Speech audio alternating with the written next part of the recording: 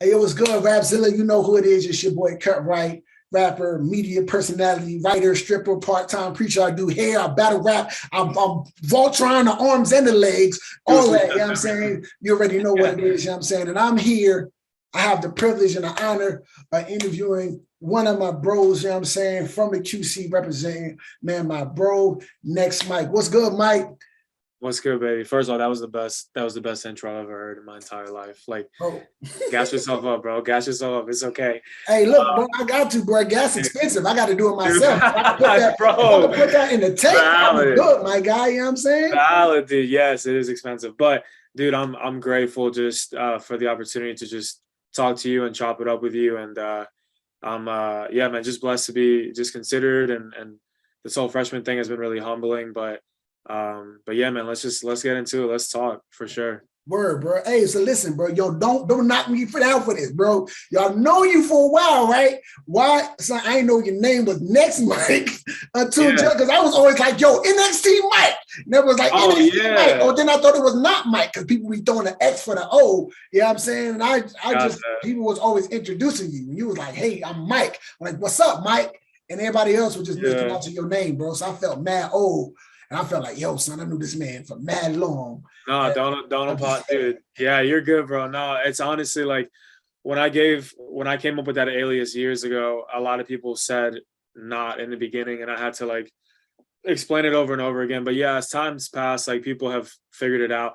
Honestly, people call me NXT. Sometimes they just leave Mike off. They'll just say NXT, or they'll just say Next, or they'll say NXTMike. But yeah, it's not Mike. So anything else is game. But yeah, NXT or Next. I'll go by either one of them. I'll answer to either one of those. So I mean, well, it was kind of fitting, bro, because you know what I'm saying, it seemed like you were up next on this freshman list, you know what I'm saying? For 2022, bro. I gotta ask, how does it feel to be spotlighted as one of the freshmen, one of the hardest working performers in CHH today?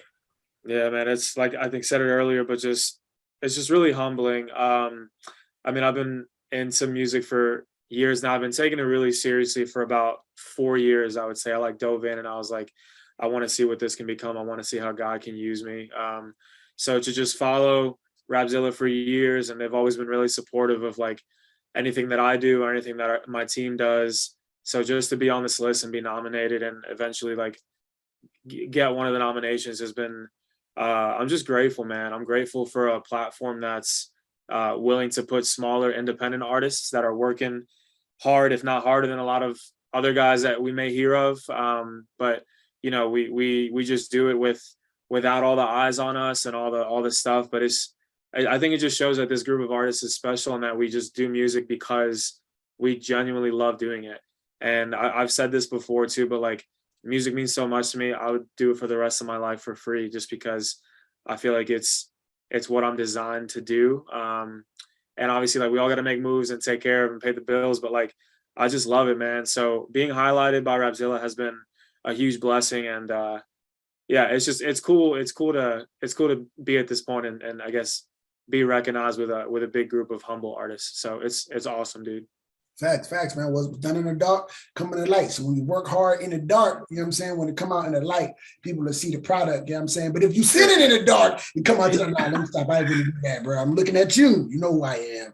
You know yeah, that's right. Just moving in, I feel like a lot of us just kind of move in silence. Like what Lil Wayne said, real G's move in silence like lasagna. And I was like, yep, the G's move in silence like lasagna, bro. That was a bar. That was a bar. But that's kind of how it is. Bars, bro. That's an all-time. Yeah, I agree. But that's kind of how it was for me. Like we just do it because we love it, and you know, being recognized is great. But I mean, we'll continue to move regardless of what happens. So facts, bro. Now, what's so crazy about your story is that when I met you, it was like 2016. I didn't even know you rap. You know what I'm saying? Like, I remember my homeboy Manny was having an event in his church parking lot. He was like, "Hey, yo, he had your joint, We Them Boys, with all the apostles on the back, and you had, you know what I'm saying? Your boy Judas was X'd out on the joint." And I was like, "Yo, that's your flower. Who made that?" He was like, "Yo, my dude Mike over here, he actually setting up we was in a parking lot, it's on a little truck bed rocking. You had your pop up there, you know what I'm saying?" So the question now is, how did you go from selling clothes to being on a freshman list? And number one, number two, are you still promoting freshman year as a brand? Yeah, man. So like in 2016, I wasn't doing music. I mean, I would like write in my spare time, but I didn't record anything. I wasn't really serious about it. I've always loved music. I mean, it's a way that me and God have connected, and he speaks through it. But like, yeah, music was never really the plan. I'm really passionate about clothing, graphic design. I mean, so freshman year started back then, actually in 2016 and 2017, and that was like my first creative like catalyst. I think freshman year kind of paved the way for music to really do anything. And up to this day, dude, they just feed into each other. So like whenever, I set up as a vendor with clothing, whether it's freshman year or vintage or whatever, like it's an outlet for me to talk about my music. And then on the flip side, if I go set up and I'm doing a concert solo or with the boys, like my merch is my clothing line. So they've both helped each other grow. And it's just been like a really smooth transition. But yeah, freshman year is just, it's a big part of me. It always will be. And to answer your question, I'm still doing it. I pressed like a bunch of new stuff today. So I got a bunch of new things that we're going to be dropping soon. Oh, so you're gonna be sending them to me? Am I gonna get free samples? That what you saying? Dude, send me the Addy, bro. I would love bro, that. Look, I need the 3X for the flex. You know what I'm saying? Bro, I got him in the box. You know what I'm saying? Bro. Hey, you know how the big breeze, I'm mighty win. You know what I'm saying? I got a piece. Yeah, I got a piece for the city too. It says "So Loved" based on the gospel, obviously. But just so loved, and I took the Hornet. Hey, snap. Yeah, bro. But it's fun, man. But yeah, to answer your question, still doing freshman year, and I mean everything's been really consistent, and it's just been kind of self-sustaining, and I'm grateful. I put in the work years ago, and I can give it as much attention or as little attention as I want, and it still does well. So I love it, man. I think merch is almost a necessity with an artist, especially with like, CDs went away and all that, like streaming isn't paying bills. So I feel like we all need to innovate and kind of come up with other things. You know what I'm saying? Facts, bro. And now you were touching on the whole artistic part, and I kind of wanted to dive in that too a little bit. The one thing that I truly admire about your releases, about your clothing, is the artwork is always refreshing and captivating. It's tying in the things that we love culturally in a way that's explosive and interesting. Like I love how the anime elements of Lonely Kids and Trapship covers, the nostalgia of the old Super Nintendo, you know what I'm saying, for the KO freestyle, the Danny Phantom hair silhouette on Danny Phantom. What's the driving force behind your cover art choices and just your art in general? Yeah, dude, I think you said it. Like I always like to be professional and clean cut. When I'm trying to come up with artwork, whether I design it myself or I collaborate with somebody, I always want to make sure that I execute it in a way where, like, if you look at the artwork, I almost want you to already kind of picture what the song's going to sound like. So I want them to just line up perfectly. So whenever we're going through drafts, like I'll be going through my demos and all of my just raw files, and I'll be listening to all the stuff I've recorded, and I'll be staring at like artwork while it's playing, and I just look at it and I'm like, yeah, this matches the vibe of the song, or no, I need to go in a completely different direction. So I draw inspiration from a lot of things. Obviously you've seen anime has been a big influence, and then just that I was born in the 90s, and I just feel like that 90s kid has never like left me. Like I just love everything about 90s. I mean, like over here, like I'm reselling all this vintage stuff. Like it's a part of me. It's a part of who I am. Growing up in New York, like I loved it, and I never got rid of it. So I just try to make sure that they line up and that they're parallel. But I go for a lot of like old 90s video games, even early 2000s inspired stuff. I just collaborate with a bunch of really awesome people that are not super well known, but they're my boys. And I mean, I love them and I trust them, and I give them a vision and they always bring it to life, or we just collaborate and get it done. But that's kind of where like my influences come from art wise. Word. Now you mentioned your boys, and I do see that the past few years you've been done busy. You dropped the Trapship album with the group, you know what I'm saying? And then you followed up with the EP Glass House. Then Yeah. you turned around and gave us the it's for the love of God, right? For the love of God. Yeah, my debut project. Yeah, Yeah. you know what I'm saying? Your first one and done, your full length, you know what I'm saying? I said, and then with all these projects, executive produced by you, and what is your creative process like in the booth? So like when you're putting together these albums, is there like a lineup? Do you got a board? You just like going to the Bible on your face, laying down and turning up beats, you know what I'm saying? Is Holy Spirit streaming? You know what I mean? You got spirits. Bro, the Lord just be downloading beats into my brain. But no, I'm just kidding. But like, dude, honestly, so one thing you said, just the producing, the executive produce. So like, I wouldn't say, so I can't like just putting it out, like I don't produce, but I do have, I think one thing that's God's given me is the ability to like see things and cast things out for the future. So I know what I want it to sound like. I know what I want it to look like. I know what the rollout's going to look like. I know what kind of production I want. But then from there, it really does, dude. I don't think anybody can do anything without a team. Like I've learned, and I've seen people try to do stuff by themselves, man, and it doesn't work. Like, even I think one of my biggest pet peeves, this is a side note, but one of my biggest pet peeves is when I see these artists online. They're like, did it all by myself, like no label, no handouts, no assistance, no help. And I'm like, No sleep. no, like you didn't do it. No, bro, you didn't do it by yourself. Like and the most humble way possible. Like, just give credit where credit is due. Like, so that's my TED Talks. But yeah, I cast out a vision. Yeah, dude, I'm old school too. I write stuff down. I whiteboard. I'll type stuff up. I'll paste sticky notes on my walls and just kind of try to feel out the direction I'm going. But for the love of God, my project that came out last year, honestly, it's like a year from a few days ago. It's like the 1 year anniversary, which is crazy. I got to follow up on it, but that was my first like solo project of me just kind of carrying it. Before that, dude, God has like designed me to just collaborate and work with people. That, like, I just don't like doing stuff by myself. So I've done stuff with my boy Preston. That was the original Trapship project in 2020. Praise God, it's still doing really well today, like numbers wise and everything. And then I did Glass House with Kip, who I brought on to Trapship Collective. So we did that little EP. We're working on more stuff for it. And yeah, and this is kind of like I'll share this with you, obviously, and it'll come out. But like, the boys and I we had a call today. We finished up what I think will honestly like be one of the best projects in our space, like in the last few years.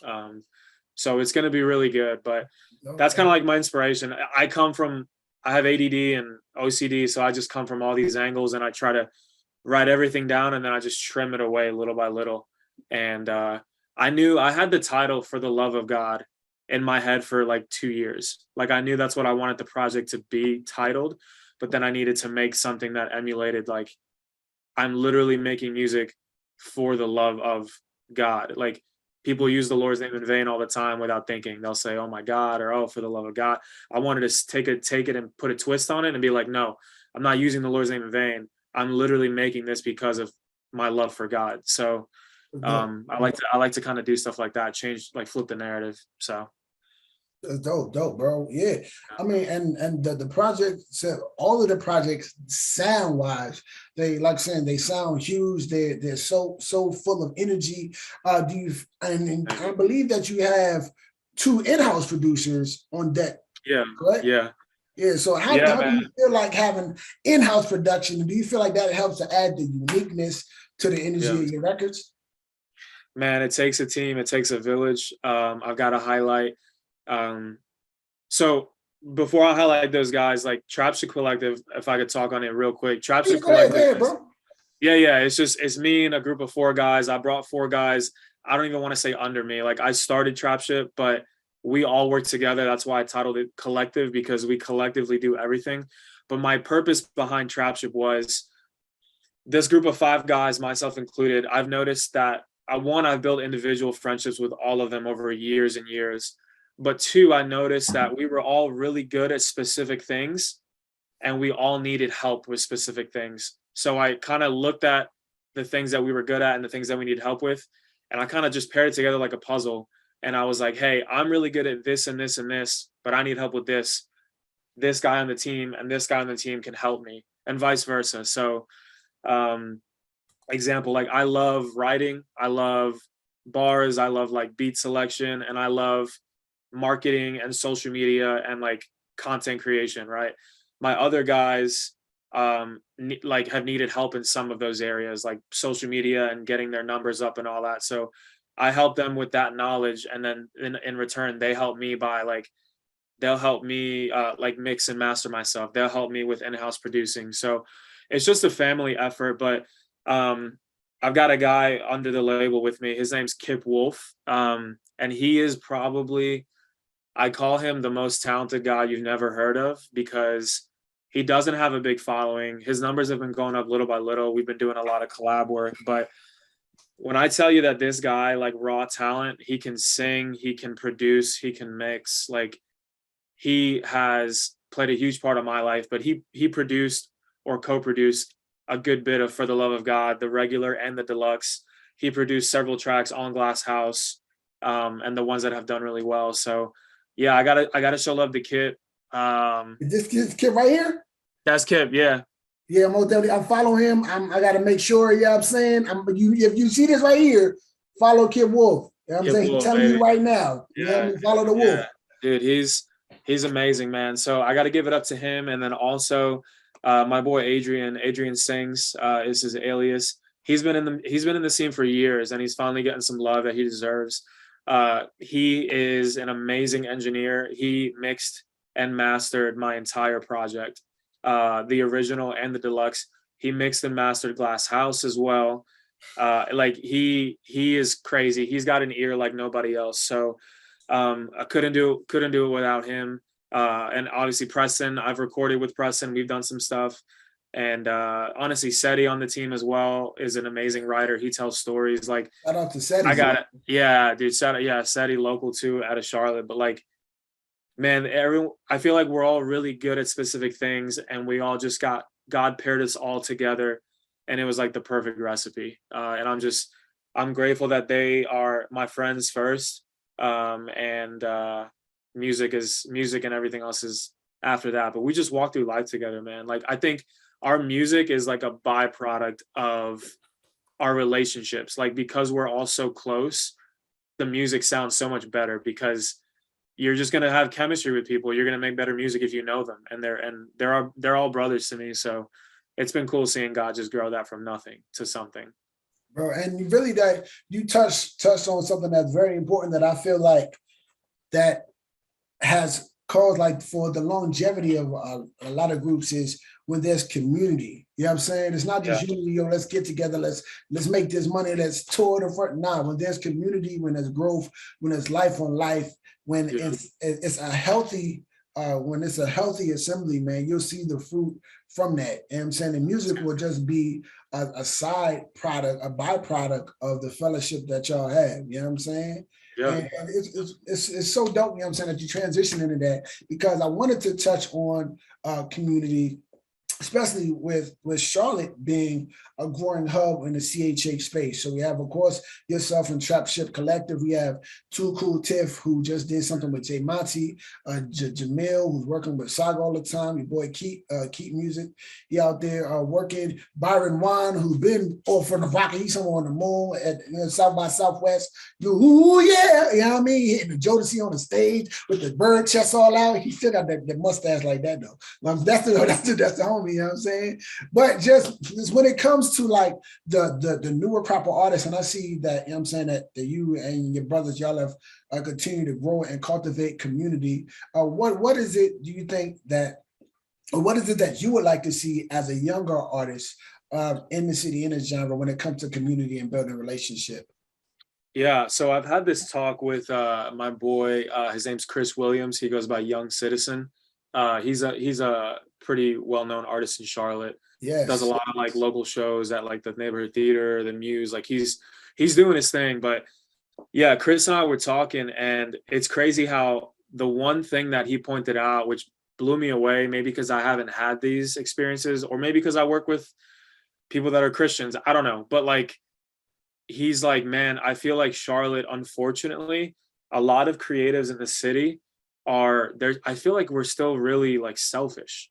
Like I feel like a lot of them are, hey, I see you from over here, but like you do your thing, I gotta get mine. Like I gotta get my own. And I think I really want the city to kind of break that, because we do have this infrastructure. We have some really good venues and some amazing art and like representation in Charlotte. Like it's awesome. It's like becoming almost like a little melting pot. So we have all these different styles and people and venues and scenes, and Charlotte is like it's like a state. Like it's broken up into so many hubs. So I would love to see people just want to see others win. Like I feel like a lot of people think that there's one cake and like there's only a certain number of slices in that cake, and you've got to get yours before it runs out. And I'm like, no, why don't we all just bake cake together? Like, why don't we just do that and like divvy it up? Like there's plenty of exposure, there's plenty of space and venue. There's so much space for everyone to eat, but I think it starts with having that like selfless mentality and like putting other people first, or just like putting other people first and before you. And I think God rewards that. I mean, I feel like he does. And so that's why like I love my team, because we try to do things together, and it's benefited all of us. But I would really love to see Charlotte kind of wake up on that and just be more supportive of local people. I saw this tweet the other day, and it was like local artists can't support their friends in the same city that they live in, but they DM Kanye West happy birthday. I was like, yo, that's funny, but like, yeah, like that's kind of how it is. Like, it's like this celebrity culture. But anyways, that was super funny to me. But I was like, there's truth and humor. So What's so crazy is everything that you said is applicable to all of CHH though. Is what's crazy yeah, is the whole genre.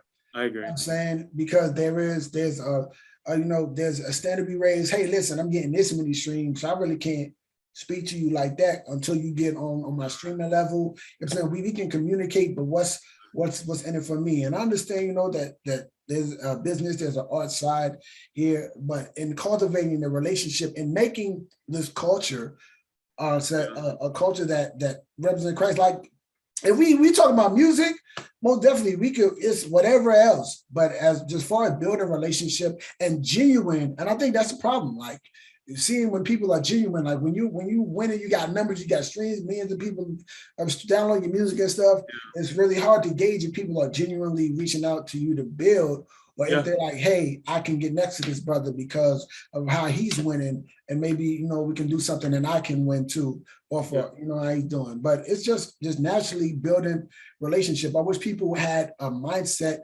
for community, for relationship. You know what I'm saying? Like I've known Jared Sanders since 2015, almost 2016. You know what I'm saying? You haven't done like a whole, every time I drop something on the Jared, let me get on the song, let me whatever. You know what I'm saying? Just build community. You know what I'm saying? Just have a relationship. So talk to him whenever. You know what I'm saying? That's the bro. So and I feel like that needs to happen more in the city, in the CHH as a whole. And I think that everything will be, you know what I'm saying, said better off for the whole, you know what I mean? So I have one question that I do want to ask, just to kind of reveal a little bit more about you. Now, a lot of people don't know that you work in the school system. You work directly with the young people, helping craft the minds of the next generation. You know what I'm saying? How has your interaction with these students on a daily basis influenced the way that you craft your sound and the way that you present the gospel? And do any of your students actually know that you're a rapper and have been impacted by what you produce? Yeah, man. So like a little bit of my background, I've been a teacher since I graduated from college. It's a huge passion of mine, and I'm very grateful that eventually my goals are to go full-time creative, but it's cool to be in a job where I'm not miserable and I'm not dying to get out. Like I'm really grateful that I get to wake up, go to work, enjoy it, and like come home. So yeah, I've been teaching for several years. I have gone, for my first half, I taught high school special education. So I work with 9th through 12th graders with specific learning disabilities, and basically help them get ready for life after college, after high school. So whether that was going to a 2-year school, a 4-year school, a training program, or going into the workforce. It was a big passion of mine, and I loved it. And then after that, I moved over to I'm the ESL instructor for my school, so I teach English as a second language. I'm bilingual, Hispanic being my first language, so it helps me a lot just because like 90% of my kids are Hispanic. So man, just being with them every day, I think we have these notions of like full-time ministry being like a pastor or in youth or something like that, a worship leader. Dude, I feel like teaching is full-time ministry. I really do. Like I get there at 7:15 every morning, and I don't leave till usually 4, and I'm having conversations with kids all day about Jesus. Like, and I'm grateful to be in a school as well that gives us that freedom to kind of share our beliefs, because that's a whole nother convo. Not a lot of people have a lot to say anymore in school, but yeah, I mean, I just do my own thing. And honestly, even if they weren't okay with it, like I'm still going to do my thing. So, but it's been good, man. Like God's opened up a lot of opportunities for me to just kind of witness to kids, walk with them through life, kids from as young as 5 years old to seniors in high school, just asking me questions about God and Jesus. And they walk in my room and they see like I've got scripture or like stuff on the walls, and they're like, oh, why do you believe in that? Or you know, I had one kid come in months ago, and I had a big lesson planned, and he was like, Mr. Paulino, and I was like, yeah, buddy. He was like, he's like, I have a lot of questions about Jesus, and I just grabbed my book and I was like, let's go, man, hit me with it, like let's talk. So they're just it's cool that they trust me, I guess. And as far as them knowing my music, dude, I think at this point the whole school knows it. Sometimes I'll walk down the hallways and like they're playing my stuff in their like speakers, and they didn't see me. I think they just enjoy it, which is humbling, especially with like I don't know, a lot of like the crap that these kids are listening to now. I'm like, oh, it's good. Like they're listening to something that's like edifying. But yeah, they love that I do music, and it's helped me connect with them way more. Like I think they look up to me because they're like, oh, you're a normal person outside of these walls. Like you make music, you are into clothes, like you do this and that. And so I think it just has been an outlet for me to be a better teacher than I would if I didn't do anything creative. Bro, that's fire, bro. Hey, I believe the children of the future, teach them well, let them bro, but they are, bro, and these kids are growing up so quick. Like, oh, what?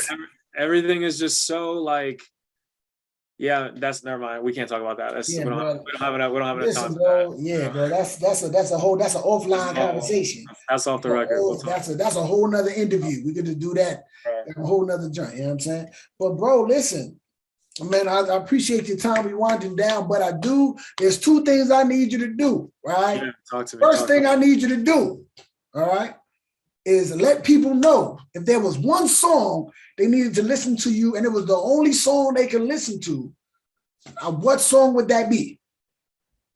Oh man, is it a cop-out to say that it's not out yet?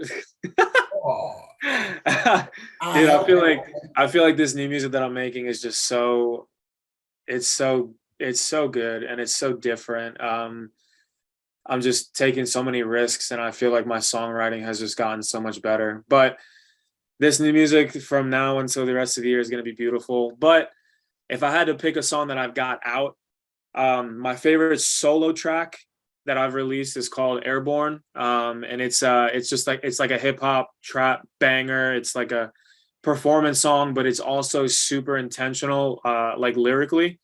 So the whole song is like a contradiction. So the hook is like, it says like, I had to run up a check. So they're like, oh, he's getting money, he's getting a bag. And then it's like, wait, I had to get out of debt.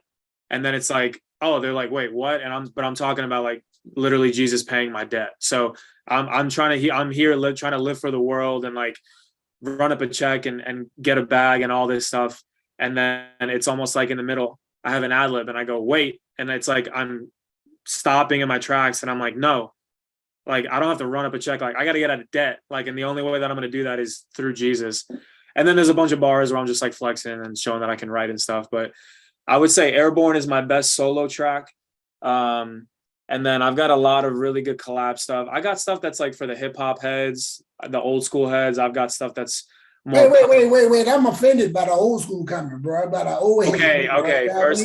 First off, what I meant by that was I am also clean that up. Clean that when up. When I say old school, when I say old school, I'm talking strictly about like just genre from that time period. I'm not talking about people that were born in that time period. I'm talking about me. Like I go back and I bump Tribe Called Quest, I bump old Outkast, like I bump 80s, I bump all this stuff.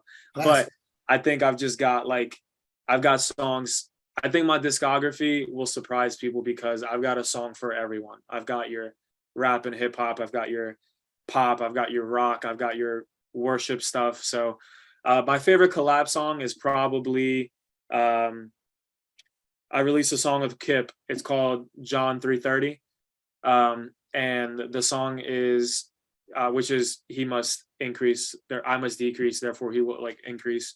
Mm-hmm. But the whole song is just literally a cry out to God. And it's cool because the song is called John 3:30 and the song is 3 minutes and 30 seconds. So just a lot of like Easter eggs and stuff like that. But those would be two songs that I say would define me as an artist: Airborne and John 3:30. That's kind of like my beginning and end. So, okay, I bet. So, in these last 2 minutes, what I need you to do. I got you. I'll go quick. Listen, what I need you to do, bro. Listen, I need you to spit the craziest verse you got. I need to hear your best verse.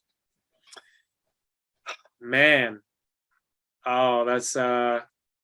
I was gonna start over with that, but I said you always say the best for last. That's what we do. Okay. Okay. All right. Let me see. Okay. How you do the money dance when all you got is debt? Should be worried about your soul. Don't get caught up with a check. Mm-hmm.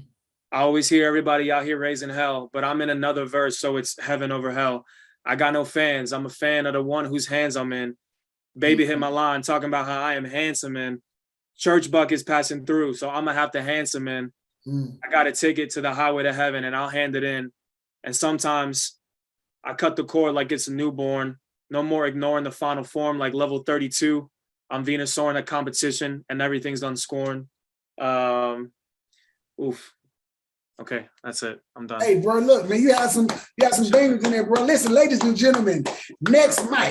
You know what I'm saying? Well, you should change it to now, Mike, because it's now, Mike. You know what I'm saying? Listen. Hey, thank you, bro. When you dropping that album, bro, listen, I need to know the day. Give us the time. It's spring, fall. We got 1 minute, bro. Plug something. What's happening? Oh, this summer is the summer of Trapship. So get ready. Trapship? Okay. The next few weeks is gonna be special. I need a ride, and as long as we don't need to spend no gas money to get there. Got you. Got you, baby. Hey, bro, look, I appreciate your time, man. Most definitely, man. That's NXTMike. I'm cut right for Rapzilla. Peace. Love you, bro. Thank you, man. Oh, snap.